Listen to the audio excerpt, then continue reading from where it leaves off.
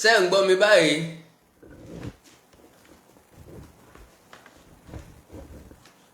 Can you hear me now? Ṣé ń gbọ́ mi báyìí? Yeah, mo ti yọ máìkì kúrò. Ṣé ń gbọ́ mi báyìí? Can you hear me now? Yeah. Ẹ jẹ́ kí n kí gbogbo wa kálẹ̀, ẹ jẹ́ kí n kí wa káàbọ̀ níbikíbi tẹ́ bá ti láǹfààní láti máa gbọ́ mi. Ẹ má bínú, ó wá bẹ́ẹ̀ lónìí ni gbogbo ẹ̀ náà ní gàgà gúgú àmọ́ nǹkan tó ṣe. So but still mo mọ̀ pé a máa gbọ́ra wa báyìí. Kò sí nǹkan méjì tó gbé mi wá, ọ̀rọ̀ nípa àwọn èèyàn wa tó wà nílùú Àbújá òun náà ló gbé mi wá. Because tẹ́ bá fojú inú wo dáadáa ẹ rí i pé a ti na sùúrù sí kinní yẹn. Ó dàbí ẹni pé wọ́n ti fẹ́ fi sùúrù yẹn mú wa lẹ́gọ̀. Àwọn ọ̀jọ̀gbọ́n ní the silent moving of a tiger is not a symbol of timidity. Ìyẹn ni wípé yíyọ ẹkùn tó jókòó. Àǹtẹ́ bá wò dáadáa ẹ rí i pé lẹ́nu bí oṣù bíi mélòó kan láti ìgbà tí olóyè Sunday Igboho ti wà níbi tó wà, láti ìgbà tí àwọn èèyàn wa ti wà nílùú Àbújá tí wọ́n wà, ó ní àwa tá a jẹ́ pèdèpèdè sọ̀rọ̀sọ̀rọ̀ lórí Yorùbá nation, ó ní a ti súnmọ́ra láti fohùn ṣọ̀kan, láti jọ fọwọ́sowọ́pọ̀, ládẹ̀ ti jọ ní àjọṣepọ̀ tó dán mọ́rán. Gbogbo àti gbàgbé differences wa, lágbádá ń bómi, tàmẹ̀dùn ń gbọ́n mi, gbogbo ẹ̀ láti gbé tì sẹ́gbẹ́ kan. Ìdí ni wípé àwọn èèyàn wa tó wà nílùú Àbújá kí wọ́n jáde kúrò níbẹ̀ yẹn ńlọ wà lórí ẹ̀mí wa, ńlérè kan ṣoṣo tí gbogbo wa ń sá. Kólóyè Sunday Igboho kókò níbi tó wà, òun náà ní eré kan ṣoṣo tí gbogbo wa ń sá. Then àwa nígbàgbọ́ wípé tó bá jẹ́ pé lóòótọ́ ńlá fẹ́ràn ilẹ̀ Yorùbá, tó bá jẹ́ pé lóòótọ́ la fẹ́ Yorùbá nation, a ní láti gbàgbé differences wa. Ìdí nìyẹn tẹ́ fi máa wò ó wípé à ń dákẹ́ láwọn àkókò kan. Tẹ́ bá wá rí tẹ́nìkan bá dákẹ́, máa rí pé àwa tá a máa dákẹ́ ní moment yẹn a máa pọ̀. Àwọn tí wọ́n bá jẹ́ àwọn tí wọ́n ń jáde nígbà táwọn ò jáde, wọn ò kì í ṣara wa. Ǹlẹ́ fi máa rí majority wọn tó jẹ́ pé tí wọ́n bá àtàkì wọn, wọ́n máa fẹ́ sọ̀rọ̀ sí wa. Now ibo wa lọ̀rọ̀ dé dúró lórí àwọn èèyàn wa tó wà nílùú Àbújá. Torí wípé mo sọ kinní kan lánàá àbí lọ́jọ́ wo pé bí ara ò bá ra okùn, ara ò lè rọ adìẹ. Ìrọ̀rùn ogi ni ìrọ̀rùn ẹyẹ. Ìyẹn ni wípé báwọn èèyàn yóò bá kúrò nílùú Àbújá, tólóyè Sunday Adéyẹmọ Ìgbòho kúrò níbi tó wà, olódì tiwa náà ò lè nísinmi. Ìdí ni wípé an injury to one is an injury to all. N tó ṣẹlẹ̀ sí wọn níbi tí wọ́n wà lónìí o, ó lè jẹ́ mi ni màá wà níbẹ̀ lọ́la, ó lè jẹ́ kan nínú yín ni yóò wà níbẹ̀ lọ́la. Ìdí nìyẹn tá a fi gbọ́dọ̀ jàjà pátápátá là fọ́jú kùnàkùnà là á dẹ́tẹ̀. Ìdí náà sì rèé tó fi jẹ́ wípé a gbé ọ̀tẹ̀ tì, a gbé ìfẹ́ lárugẹ. Ńbo lọ̀rọ̀ dé dúró? Inú wa dùn wípé ẹ ń fi ọkàn bá wa lọ láti ìgbà tí ṣẹlẹ̀ ti ṣẹlẹ̀, kó tó di pé ṣẹlẹ̀ ńlẹ̀ ti ń tẹ̀lé wa. Láti July 1st láti wọ̀rọ̀ ẹ̀bí ẹkún apọkọjẹ́. Láti ìgbà náà láti wà lẹ́nu ẹ̀, láti ìgbà náà láti ń bá yí. Tẹ́ bá wá wò dáadáa máa rí pé láti ìgbà náà ń tó wà lórí ẹ̀mí wa ni pé òní wọ́n á jáde, ọ̀la wọ́n á jáde, ọ̀sẹ̀ tí ń bọ̀ wọ́n á jáde, oṣù tí ń bọ̀ wọ́n á jáde. Ńlá bá títí dòní. Ìgbà tí mo ṣètò níjẹta, lẹ́yìn ìgbà tí ilé ẹjọ́ ti pàṣẹ pé kí wọ́n fi wọ́n sílẹ̀, ẹ rí i pé mo sọ̀rọ̀ wípé àwọn 4 ni wọ́n fẹ́ bail lánàá. Ìdí ni wípé nínú àwọn sureties tó dúró tẹ́lẹ̀tẹ́lẹ̀, àwọn 3 ti back off. ok bọ́mọ bá gbọ́ngbọ́n kíkú lẹ́rùn ìyẹ́ ò gbọ́ngbọ́n sísin sípadò táwọn bá jáde ọ̀dà ẹ jẹ́ ká kọ́kọ́ gbà àwọn mẹ́rin jáde káná ti jáde lánàá àbámọ̀ sáré báwọn tó kù ṣe máa jáde lénìí and mo béèrè ìbéèrè kan lẹ́ẹ̀kan tí ẹ̀ láǹfààní láti gbọ́ mi dáadáa ìbéèrè tí mo béèrè ni wípé ṣé kò sí àgbà nílẹ̀ Yorùbá tí a lè rí gẹ́gẹ́ bí aṣíwájú ni because látìgbà tí ìṣẹ̀lẹ̀ ti ṣẹlẹ̀ mo fẹ́ lè sọ wípé àwọn àgbààgbà Yorùbá dá wa dá ìkọ̀ọ̀kan nínú wọn tó bá kàn dá sí bóyá wọ́n dá sí nípa ọ̀rọ̀ sísọ lásán wọn ò gbé ìgbésẹ̀ kò sí prayer lórí àwọn tí ń rẹ́ wa jẹ látọ̀dọ̀ wọn so àwọn tó yàn wá jẹ náà rí wa nírìí wípé ẹni tí ò sí ńlé léwúrẹ́ rẹ̀ ń bì kan àkọ́kọ́ nìyẹn wọ́n rí wa nírìí wípé ọmọ ọlọ́mọ là á fìpá jí ọmọ ọlọ́mọ là á ránṣẹ́ dé tòrútòrú bájá bá lẹ́ni lẹ́yìn yóò pè sùúró bólógìní bá lẹ́ni lẹ́yìn yóò pòdù ọ̀yà kálá lẹ́ni lẹ́yìn ni ó yẹ ká ti kú nípele ibi tá a wà yìí ó yẹ ká ti bọ́ sí ìpele míì ìpele míì wo ló yẹ ká bọ́ sí ó yẹ káwọn èèyàn yìí ó ti délé ká mọ kí wọn káàbọ̀ ká lọ fi ijó àtayọ̀ pàdé wọn ṣùgbọ́n orí wọn máa jáde lọ́la òun náà la ṣe wà nǹkan tó wá jẹ́ nǹkan tó bá yàn lọ́kàn jẹ́ ó ní wípé àjọ DSS wọn ò bọ̀wọ̀ fún òfin wọn ò tẹ̀lé rule of law èmi àtẹ̀yìn dẹ̀jọ́ mọ̀ wípé Nigeria is a lawless country I can say it frankly wípé ìjọba Nigeria ìjọba amúnisìn ni no doubt about that ìjọba arẹ́nijẹ ni ìjọba tó nífẹ̀ẹ́ jàǹdùkú jèèyàn gidi lọ ni because ẹ jẹ́ ká jọ béèrè lọ́wọ́ DSS pé kí ni tí wọ́n fẹ́ gbà ìṣesí wọn ti jẹ́ ká mọ̀ wípé àṣírí kan bẹ́ẹ̀ ń kọ̀kọ̀ tí wọn ò fẹ́ kó jáde síta tó fi jẹ́ wípé wọ́n nígbàgbọ́ pé táwọn bá ti rìlíìsì àwọn èèyàn wọ̀nyí dandan ni ká mọ nǹkan tó ṣẹlẹ̀ ní July 1st ọpẹ́ olórí àdá tán ló yẹ kẹ́mi àtẹ̀yìn ọjọ́ dú lọ́wọ́ Ọlọ́run wípé àjọ DSS lè jáde lálẹ́ July 1st láti sọ wípé àwọn làwọn réèdì ilé olóyè Sunday Igboho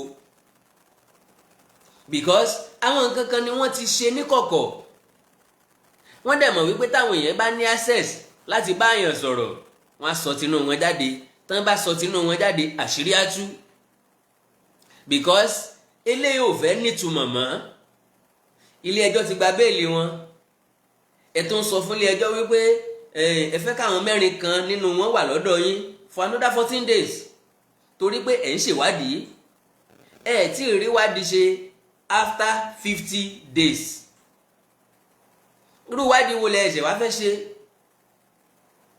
lẹ́yìn tán gba béèlì wọn ẹni kí wọ́n lọ mú shorties méjì wá àwa rò pé méjì fáwọn márùn méjì fáwọn mẹ́wàá létà lè jẹ́ kó yé wa wípé méjì ẹnìkọ̀ọ̀kan labá tún wọ kó shorties labá tún bẹ̀rẹ̀ sí ní pariwo labá tún bẹ̀rẹ̀ sí ní bẹ̀bẹ̀ labá tún bẹ̀rẹ̀ sí ní pàrọwà fáwọn èèyàn láti ṣe onídùúró fáwọn èèyàn wa ẹ foríjì mi now gbogbo nǹkan tí àjọ DSS àti ilé ẹjọ́ àtàdájọ́ tí wọ́n ṣe sẹ́yìn wọ́n fún wa nígbó dídí sán wọ́n jẹ́ kíkiní yẹn ó nira fún wa láti ṣe láti bí shorties àwọn èèyàn yìí ń gbé Ìbàdàn wọ́n ń gbé Èkó wọ́n ń gbóṣogbo ẹni kí wọ́n mú shorty méjì nílùú Àbújá everybody mọ̀ wípé tá a bá ń tanra wa lókù ó máa nira ṣùgbọ́n àwárí ní rí wípé ẹ̀sìn òkè kọrí àsárelé bí wọ́n bá ní bẹ́ẹ̀ làwọn ṣe fẹ́ àwa náà sọ fún wọn wípé a níyàn ní DSS ṣùgbọ́n alọ́lọ́hun a dẹ̀ tún bẹ̀rẹ̀ Ọlọ́run dẹ̀ tún fún wa ṣe àtúnkó shorties kalẹ̀ 24 24 shorties a kó fáìlì débi tí wọ́n ti máa sáìn béèlì wọn, wọ́n ládájọ́ lọ fún vacation, ó lọ òkè òkun. Ó tún yá wọ́n tún ládájọ́ míì máa sáìn ẹ̀. Orí ìyẹn la wà tádájọ́ tó dá wọn tó ní kí wọ́n fún wọn béèlì tó fi buwọ́lu release order. Kí wọ́n mú release order dọ́dọ̀ àjọ DSS. Àjọ DSS tún bẹ̀rẹ̀ orin míì ní kíkọ, because àná ló yẹ káwọn èèyàn ti jáde, ìjẹta ló yẹ kí wọ́n ti jáde. Excuse tí wọ́n fún wa ni wípé tó bá ti ré kọjá aago 3 wọn ò ní àǹfààní láti gbà wọ́n jáde. Labadode after 3 PM lánàá, series of meetings. Ìmíì a máa bẹ̀rẹ̀ látago 6 nírọ̀lẹ́, a máa parí ẹ̀ láago 8 láàárọ̀ ọjọ́ kejì. Now gbogbo àwọn majority nǹkan yìí, àwa tá a jẹ́ Yorùbá Nation media presenters, mo fẹ́ lè sọ wípé tá a bá kó 80%, àwa la máa kó 70% ńbẹ̀. Mi ò ní sọ jù bẹ́ẹ̀ yẹn lọ, because àwa la gbé kínní irú, àwa la rí gẹ́gẹ́ bí ojúṣe wa. Majority àwọn àgbà tó yẹ kó bá wa dá sí wọ́n tó ń complicate issue ni. Táyé fẹ́ gboríyìn, Káyìndé fẹ́ gboríyìn lórí nǹkan tá àti ìláṣeyọrí lé lórí. Yorùbá dẹ̀ láàkì ń dúpẹ́ lọ́wọ́ aláṣekù, aláṣetán ló nìyẹn. Ajáde a ní 4 nínú wọn náà fẹ́ release. A bẹ̀rẹ̀ sí ní pàrọwà fáwọn ẹbí àwọn 8 tó kù pé kàn jẹ́ ká kọ́kọ́ gbà wọ́n yẹn ná, àwọn èèyàn tí wọ́n náà ń bọ̀ lọ́nà. Ọwọ́ DSS lámọ̀ wá o. Àjọ DSS kọ̀ wọ́n fáwọn èèyàn wá sílẹ̀. Ilé ẹjọ́ ti sign release order, wọ́n ti sign release warrant. Then kí làjọ DSS fẹ́ gbà? Orílẹ̀-èdè Nàìjíríà nìkan ni DSS ti ń tako ilé ẹjọ́. Lòfin ilé ẹjọ́ ò ti múlẹ̀. Bí wọ́n ṣe ṣe lórí ọ̀rọ̀ Ọmọyẹlé Sowore nìyí, bọ́n ṣe ṣe lórí ọ̀rọ̀ ẹ̀ ṣàkìṣàkì lélẹ́yìí, ó ní wọ́n tún bẹ̀rẹ̀ yìí o.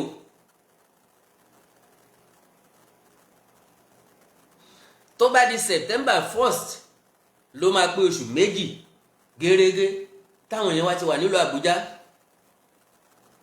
Pé wọ́n wà nílùú Àbújá kọ́ ló ń dùn wá. Kálájọ DSS jẹ́ kí wọ́n wà ní correctional center, àbá ti ní problem pẹ̀lú wọn, because ní correctional center wọ́n máa ní oore ọ̀fẹ́ àtàǹfààní tó pọ̀ tí wọn ò ní lọ́dọ̀ DSS. Number 1, mo fẹ́ kẹ́ kọ́lẹ̀ kẹ́ fi sọ́wọ́ àlàáfíà yín. Everyday ni wọ́n ń tọ́jú àwọn èèyàn wa, everyday ni wọ́n ń nà wọ́n, ilẹ̀ ẹlẹ̀ ni wọ́n ń sùn láì tẹ́ nǹkan kan lẹ̀, láì faṣọ bora. Eléyìí tó jóbìnrin nínú wọn kò ní access sáwọn nǹkan tó yẹ kó ní access sí. Ṣùgbọ́n tó bá jẹ́ ní correctional center tá a mọ̀ sí prison yard, tó bá jẹ́ bẹ̀ ni wọ́n wà. Number 1, wọ́n máa láǹfààní sí àti pààrọ̀ aṣọ wọn. Wọ́n á láǹfààní láti jẹ oúnjẹ gidi. Wọ́n á láǹfààní láti máa jáde síta gbatẹ́gùn láwọn àkókò kan. Torí pé ní correctional center tó bá tó táìmù kan lọ́wọ́ àárọ̀, wọ́n á fún yín láǹfààní láti jáde nàṣẹ̀ gbatẹ́gùn. Tẹ́ bá fẹ́ méèkọ́ ẹ máa lọ méèkọ́. Ẹ fẹ́ pe lọ́ọ̀yà yín, ẹ fẹ́ pe ẹbí yín, ẹ fẹ́ ràn wọ́n ṣẹ́, àǹfààní máa wà. Àwọn lọ́ọ̀yà láǹfààní láti rí wọn, wọ́n á sọ nǹkan tó ń ṣe wọ́n fún wọn. Ṣùgbọ́n lọ́gbà DSS wọ́n wà restricted to many things.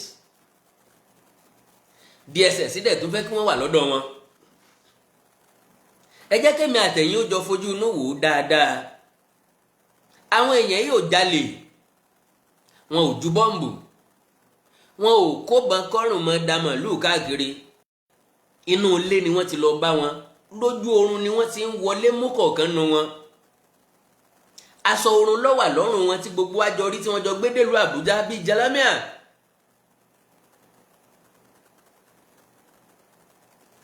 Lédìké tó jóbìnrin láàrin wọn kò jọ wípé ó kàn láǹfààní àti lọ ìró kan mọ́dí ló fi débẹ̀. sáà tiẹ̀ wá lẹ́nì kankan tí yóò tiẹ̀ wá gbẹnu wa sọ̀rọ̀ ni. àwa ní àgbà kan tí yóò tiẹ̀ wá ro wípé ọmọ ẹni ò ṣeé lé fẹ́kùn pajẹ, pé àwọn ọmọ yìí wọ́n ó padà wúlò lọ́la. Yorùbá nítorí ajá òde ni kì í jẹ́ ká ká ti lé léyìn. àwọn àgbà tí wá fẹ́ ká wa léyìn, wọ́n dẹ̀ fẹ́ máa mú wa sìn, wọn ò dẹ̀ fẹ́ ká béèrè ẹ̀tọ́ wa, because inú tiwọn náà ń dùn position tá a wà. orin tí majority wọn kọ ni wípé ṣe bá a wí fún yín, inú wọn wá ń dùn ní kọ̀rọ̀. ìgbà tá a ní kẹ́ ẹ má béèrè Yorùbá nation, ṣé ẹ dá wa lóhùn?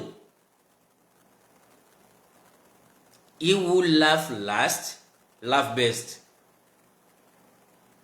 tí wọ́n bá torí ẹ̀ bọ́ sí kọ̀rọ̀ yàrá tí wọ́n wá ń yọ̀ wá dọ́wẹ́kẹ̀ rẹ́rìn-ín pé wọ́n máa wo ibi tá a máa bàjá, á wàá sọ fún ọpọlọ́run bẹ́ẹ̀.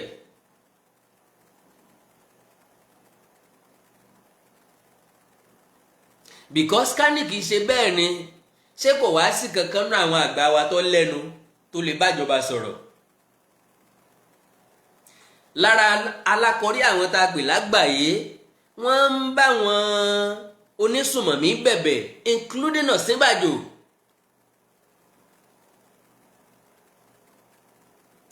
wọn ò pe àwọn Fúlàní darandaran ní terrorist, wọ́n ní wọ́n fẹ́ proscribe ẹgbẹ́ ìlànà ọmọ Oòduà. wọ́n ń lé àwọn agitators káàkiri lórílẹ̀‐èdè wa, lórílẹ̀‐èdè tá a lájọ wà àláǹfààní àti sòótọ́. adẹ̀tún ní kẹ́ ẹ jẹ́ ká máa lọ ẹ̀tún ní kankan wo oko àgùdàgùdà páálí ọrùn sùlàpàrọ̀ òkúlé lórí. ṣé bẹ́ẹ̀ la ṣe fẹ́ máa ṣe lọ ni? ọjọ́ wo làwọn èèyàn wá fẹ́ kúrò níbi tí wọ́n wà? ṣé bẹ́ẹ̀ náà lágbára DSS pọ̀ ni? because èmi believe pé tí ilé ẹjọ́ bá ti pàṣẹ, tádájọ́ bá ti pàṣẹ, ààrẹ orílẹ̀-èdè gangan ò tó bẹ́ẹ̀ láti yẹ̀ ẹ́ lọ́wọ́ ẹ̀ wò.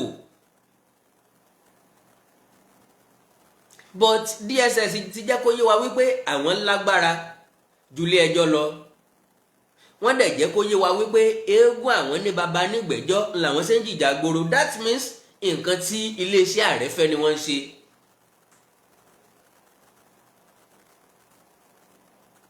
ọ̀sẹ̀ tí iléeṣẹ́ ààrẹ fẹ́ kí wọ́n fi wágún òní wọ́n fi wágún lọ́wọ́. naturally èròǹgbà wọn ni pé Nnamdi Kanu ti wà lákọlò àwọn, olóyè Sunday Igboho ti wà níbi tó wà, Àgbàjá ti pín lọ́wọ́ oníjó. because lọ́kàn wọn wọ́n fẹ́ frustrate wa débi pé ókè gbogbo a máa jáde pé well hands off, àṣẹ Yorùbá nation mọ́.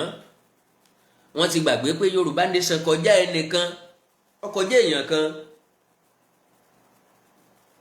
Yorùbá nation kì í ṣe nǹkan tá a kàn mú lérèfé, ń tà ti ro àròjinlẹ̀ wípé orílẹ̀-èdè tá a wà kò pé wa, a fẹ́ kú nínú ẹ̀ ni. kò sọ̀rọ̀ àwàdà, kì í ṣe pé bóyá a kàn ró overnight. a jókòó wò ó kí láǹfààní tá a jẹ, kí ni ìpín wa.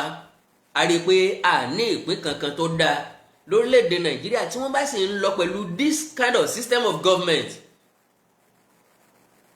tán bá ń lọ pẹ̀lú ìjọba amúnisìn yìí, tí wọ́n bá ń lọ pẹ̀lú ìjọba arẹ́nijẹ yìí, tí wọ́n bá ń lọ pẹ̀lú ìjọba tó fẹ́ràn màálù jẹ̀mí èèyàn lọ, ìjọba tí ò létò kankan, ìjọba tí gbogbo nǹkan ọrọ̀ ajé ti dẹnu kọlẹ̀, tí ò ní ọ̀nà àti gbé dìde. tẹ́ bá fẹ́ sọ ẹ máa sọ wípé ṣe bí American Empire náà ti ṣubú rí. that is the fall of American Empire. ṣùgbọ́n nígbà tí American Empire ṣubú, kí ni wọ́n ṣe tí wọ́n fi gbèrò? wọ́n pera wọn jókòó, wọ́n pera wọn jọ. ibi tó orílẹ̀-èdè yìí ń lọ kàyéfì ni o. kí ni nǹkan tá a fẹ́ ṣe? ìgbédìde Amẹ́ríkà lẹ́rí lónìí tá a fi ń wò wọ́n níwájú, tá a fi ń celebrate wọn yìí, tí gbogbo tó fi ń wúwo wa láti lọ sí Amẹ́ríkà. Nàìjíríà ló ti ṣubú yìí, ǹjẹ́ arọ́ náà láti gbé dìde? no way. tó bá jẹ́ ibi tí ìlú ti dáa ni, tó bá jẹ́ ibi táwọn àgbà ti fẹ́ràn ara wọn tán dẹ̀ fẹ́ràn àwa tá a kù, èèyàn ń béèrè fún self determination. Ó pín sí méjì, either within Nigeria or outside Nigeria. All we want is self determination. A fẹ́ lo nǹkan àlùmọ́ọ́nì wa fúnra wa. A fẹ́ kí ẹ̀yà kan jẹ gàba lé wa lórí nílẹ̀ wa because àwọn ò jẹ gàba lé wọn lórí lọ́dọ̀ wọn. Now àwọn èèyàn wa tó wà nílùú Àbújá ọjọ́ wo ni wọ́n fẹ́ jáde? Gbogbo ọgbọ́n, gbogbo ète, gbogbo ọ̀nà àlùmọ̀kọ́rọ́ yìí tá a mọ̀ láti lò. A ti sàlọ̀ pé ókè ẹ má jẹ́ ká sọ̀rọ̀ tí yóò bí wọ́n nù. Kán má bàa rí nǹkan kan gbá mú pé ló fà á tí wọn ò fi fàwọn èèyàn wálẹ̀. Àti wá rí pé kò work dan ká sọjú abẹ ní kò pọ́n ńlá sẹ́fọ̀n bí ó somi kó somi bí ó ṣẹ̀jẹ̀ kó ṣẹ̀jẹ̀. Ìjọba orílẹ̀-èdè Nàìjíríà ò kì í ṣèjọba. Àjọ DSS wọn ò ṣe èèyàn gidi. In tí wọ́n fẹ́ gèèní nínú ọ̀rọ̀ yìí ni wípé ní July 1st nílé olóyè Sunday Igboho wọ́n ṣe nǹkan àṣírí ń bẹ̀. Wọ́n dẹ̀ mọ̀ wípé àwọn táwọn mú yẹn wọ́n mọ̀ nípa ẹ̀. Lẹ̀rú fi ń bà wọ́n láti rìlíìsì wọn.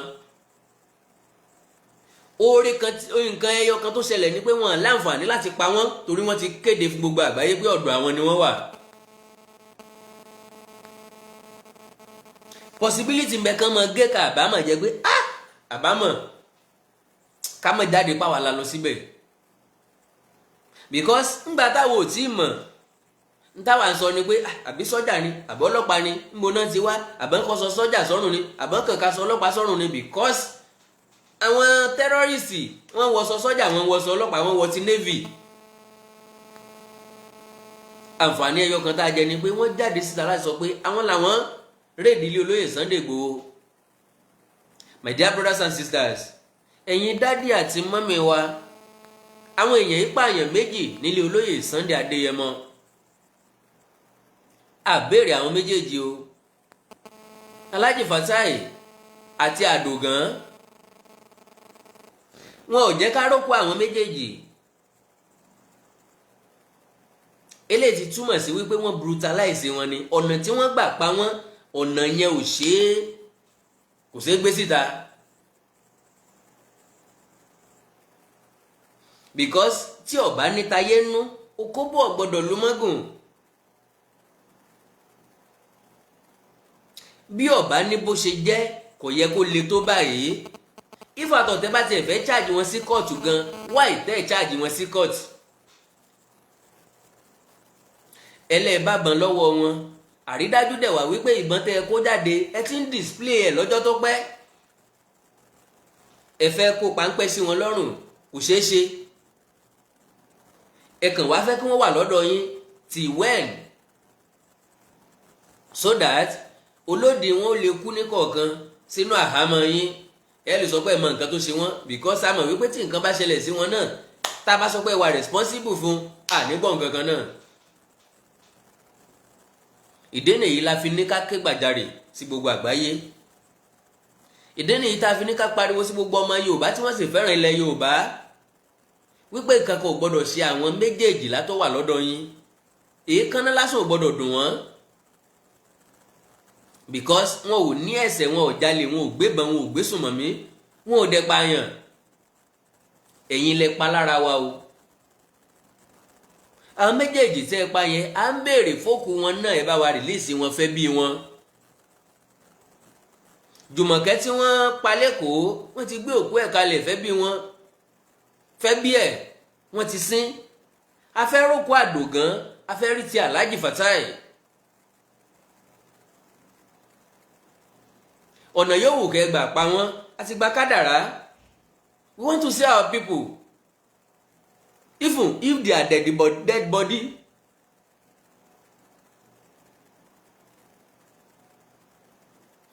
Àwọn tó wá wà láàyè ẹ má sọ wọ́n dá láàbò ara kí wọ́n tó dé. Tẹ́ bá dé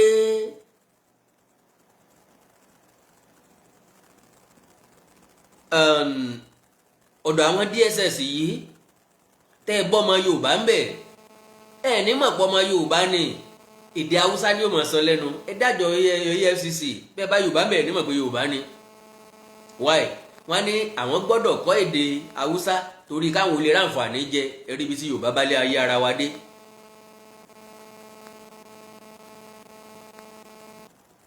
àwọn èèyàn tí wọ́n mú lójú oorun nìyí o níbi tí wọ́n ti ń sunrun wọn jẹ́jẹ́.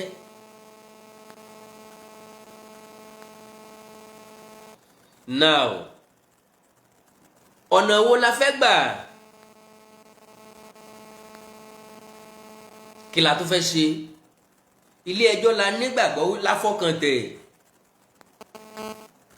la fi ń pariwo tẹ́lẹ̀ pé kí wọ́n kó wọn wá sí kóòtù ilé ẹjọ́ la nígbàgbọ́ nínú ẹ̀ tá a fi ń sọ fágbẹjọ́rò wa pé kó béèrè béèlì fún wọn wọ́n fún wọn béèlì ilé ẹjọ́ la fọkàntẹ̀ tá a fi ń wá shorties káàkiri tá a tún fi rí ilé ẹjọ́ la nígbàgbọ́ nínú ẹ̀ tán fi fún àwọn èèyàn wa ní tán fi sáìn bail order wọn now sọ yẹ kí wọ́n tún dò níbi tí wọ́n wà ojú ọjọ́ ni ọ̀dádé àgọ́ DSS ni àbí kíni ọ̀rọ̀ rẹ̀ ò gbogbo ọmọ Yorùbá nílẹ̀ yìí àti lókè òkun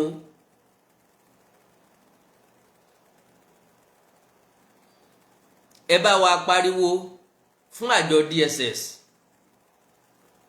kí wọ́n tẹ̀lé rule of law kí wọ́n tiẹ̀ jẹ́ ká bu ọ̀wọ̀ àtàpọ́nlé fún wọn for the first time wọn ò ṣe bẹ́ẹ̀ rí kí wọ́n gbọ́ràn sílé ẹjọ́ lẹ́nu wọn ò ṣe bẹ́ẹ̀ rí kí wọ́n fi lè bẹ̀rẹ̀ ká lè nígbàgbọ́ tó dọ́sọ̀ nù wọn.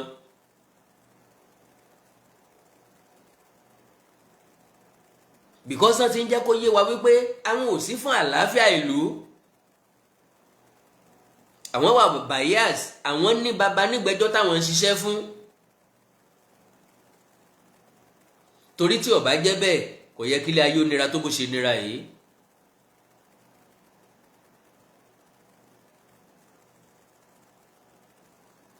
lọ́kàn wọn tán bá ti mú gbogbo wa ṣàpamọ́ níkọ̀ọ̀kan kò ní sí Yorùbá nation mọ́ irọ́ lẹ pa o. thousands of ọmọ Yorùbá tí yóò join wa nísinsìnyí press up lọ́wọ́. Yorùbá nation ju àkàndọ̀rọ̀ Awíkonko lọ ó ju any one of us lọ.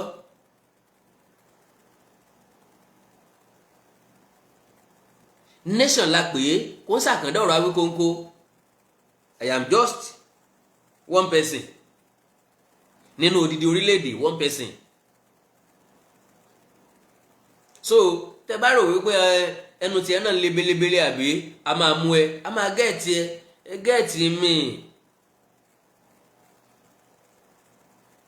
ẹgbẹgbẹ̀rún tó nípọn láyà bí ìrá tó láyà jù mí lọ tó gbó lẹ́nu bí jẹjẹ jù mí lọ wọ́n máa jáde síta.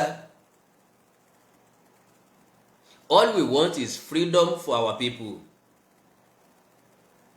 Respect the rule of law. Let's have faith in you for the first time.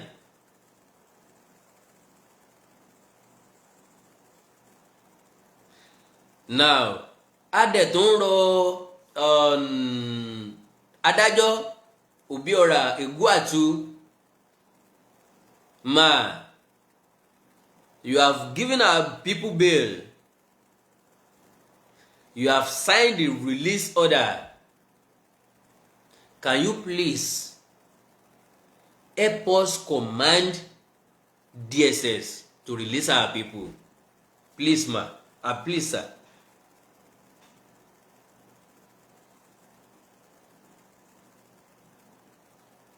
Ebelabo sikao. So, ìran Yorùbá ọ̀rọ̀ ló délẹ̀ yìí o. Ẹ̀yin tẹ́ ń fi wá ṣe ẹ̀yẹ́ ẹ continue. Àfáà tó níyìn ó mú ọmọ rẹ̀ ò ní jẹ tírà.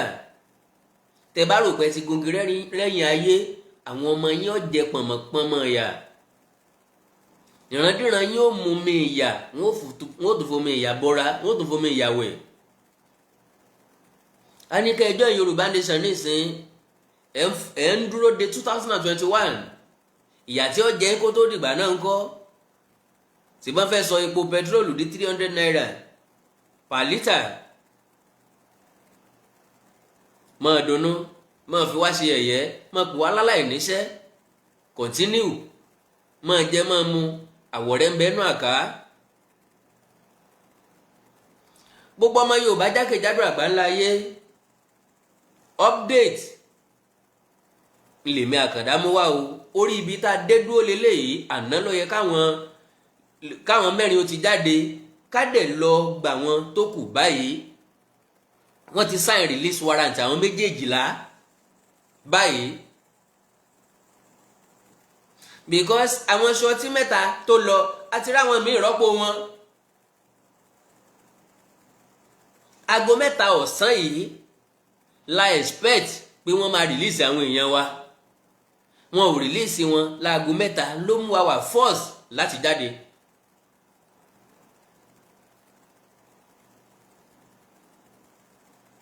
so ẹ̀yin náà ní ẹnu láti sọ̀rọ̀. ẹ má dàkínní ìdá wa. ni mo fi ní ẹ dákun ẹ gbìyànjú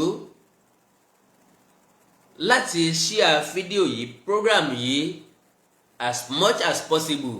ẹ máa rí i pé it's not my culture láti máa sọ fún yín pé kẹ́ ẹ share because láì tí ì sọ fún yín ẹ máa ń share ẹ̀ fúnra yín. láì tí ì sọ fún yín ẹ ń like ẹ ń comment ẹ ń show love. èmi kọ́ mo ra data fún yín yàtọ̀ sí pé ń lo data yín ẹ tún ń lo táìmù yín láti wò wá ìyẹn ti yó wa jóúnjẹ lọ. kò sí nǹkan méjì tá a lè fún yín ju pé ká fàdúrà rìn lọ́wọ́ wípé àpò yẹfun yín ò ní ṣòfò kó lòbó òróró yín ò ní gbẹ ẹ ní nà kan tán kẹ tó rí kan lágbára Ọlọ́run.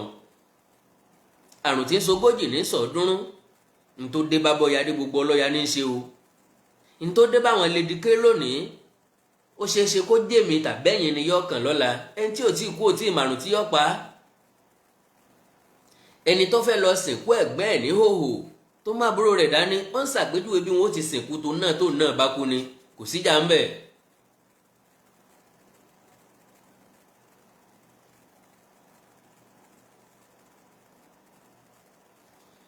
ó ti sú wa o. Yorùbá máa ń sọ pé nǹkan ti dé góńgórí ẹ̀mí. tó bá ti dé góńgórí ẹ̀mí èèyàn ní kọ̀ láti pajúdà sí anybody. ṣe mọ̀ pé tá a bá léwúrẹ́ kàngànná yóò padà wá bóni jẹ́. tá a bá dàbí tó bí ọ̀yàn tá a yan olé aláwo tí fọ̀ọ̀fọ̀ rí gbogbo nǹkan máa sún ní ṣe. tá a bá fọ̀ tí ò funfun tá a fún tí ò ro tá a sa tí ò gbẹ tá a sọ sókè tó kọ́gi gbogbo nǹkan máa ń súyàn. gbogbo sùúrù tó yẹ ká lò pátápátá láti lò. gbogbo àrọwà gbogbo ẹ̀bẹ̀ gbogbo ọ̀nà ìjírẹ̀bẹ̀ tó yẹ ká lò pátápátá láti lò. no other option than to face DSS squarely. èmi Àkàndá dẹ̀ ti bẹ̀rẹ̀ from now. dojúmọ́ láàmú àtàkì yín. dojúmọ́ láàmú ọ̀ṣẹ́ bí yín síta lágbára Ọlọ́run. Until tẹ bá release àwọn èèyàn wa tẹ bá ti release wọn lọ́la we will drop case against you. tẹ bá fi wọ́n lẹ̀ lálẹ́ yìí àní sọ nǹkan kan pa yín mọ́ lọ́la. àwọn ò fẹ́ nǹkan méjì lọ́dọ̀ yín. ẹ bá wa release Lédìké Omíyalé Táíwò àtàwọn 9 tó kù. ilé ẹjọ́ ti sign release warrant wọn ẹ yọ̀ǹda wọn ẹ jẹ́ kí wọ́n máa lọ. tẹ bá lẹ́jọ́ pè wọ́n ẹ pè wọ́n lẹ́jọ́ a máa wá dá yín lóhùn. ẹ kàn lè dì wọ́n mú láti ẹjọ́ yìí láì kí ṣe pọ́n jalè. kálẹ̀ mú wọn bí tán ti lọ rọ́ọ̀bù báǹkì nísìnyí mi tẹ́ ti jọ ń dáná ìbọn yára yín ókè tẹ bá wá mú wọn tẹ́ ẹ̀ gbé wọn lọ síbi yẹn kan tẹ́ ẹ̀ rìlíìsì wọn àlepé tí wọ́n jẹ lóyó wọn ṣùgbọ́n ojú oorun ni wọ́n wà. You have no case against them. ẹ̀tọ́ wọn ni wọ́n ń jà fún. Bíbèrè fún self determination ẹ̀tọ́ èèyàn ni. Àjọ United Nations ti jẹ́ ká mọ̀ wípé ẹ̀tọ́ wa ni. Àjọ àgbáyé ti jẹ́ ká mọ̀ wípé ẹ̀tọ́ wa ni láti béèrè fún self determination. Ààrẹ Muhammadu Buhari ti béèrè fún orí. Ó ti pè fún ìyapa Nàìjíríà rèé. So bó lọ̀bọ́ ṣe sorí tí náà kí o ṣe. In tó ru ààrẹ Muhammadu Buhari sókè nígbà náà ló ru àwa náà sókè ní ìsìn. That we want Yoruba nation and no going back. No going back.